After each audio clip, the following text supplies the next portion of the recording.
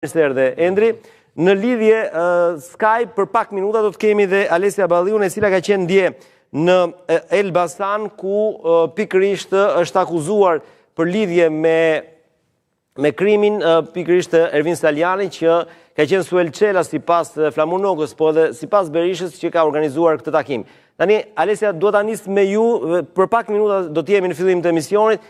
Për këtë takim, ju ishit pjesë e këtij takimi, ishit thjesht pjesëmarrëse apo dhe organizatorë e takimit?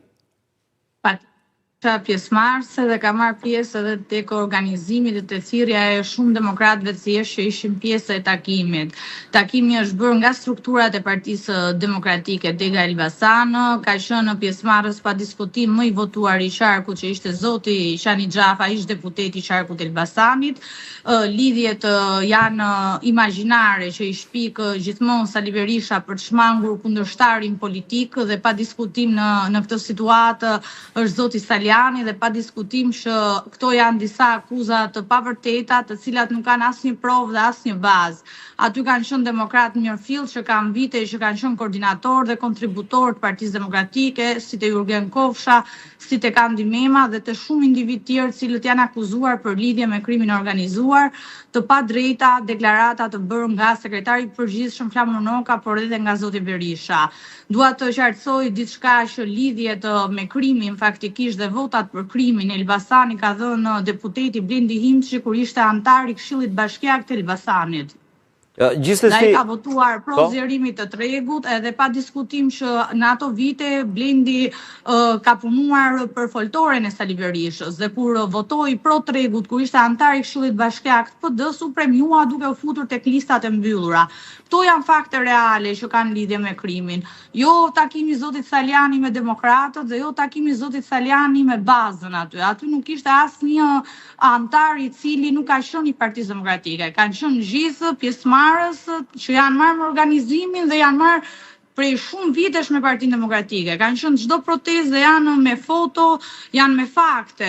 Akuzat e Berishës janë imagjinare dhe nuk ka një provë vetëm, një fakt vetëm, se nëse Berisha bën transparent një fakt apo një provë të vetme të fjalëve që thot, apo një takim zotit Saliani, do jem unë e para që do e sulmoj. Por zoti Berisha gjithmonë për kundërshtarët shpikë histori imagjinare që ekzistojnë vetëm kokën e tij dhe nuk janë të bazuara në fakte reale.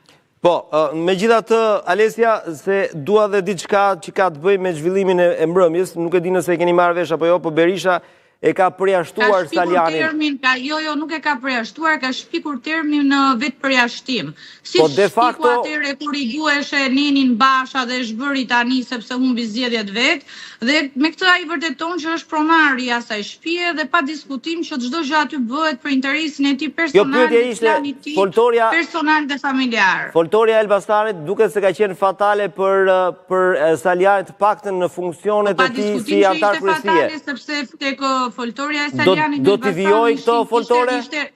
Ishte e rinia, kurse tek foltoria e Berishës ishte e braktisur dhe kanë qenë mosha, me gjithë respektin që kam, tek 75+, kurse foltoria e Salianit ishte me shpresë, ishte me rini, ishte me entuziazëm, dhe pikërisht kjo gjë e ka irrituar ai shumë zotin Berisha, sa arrit ta bëjë suelçelën bashkëpunëtor Salianit.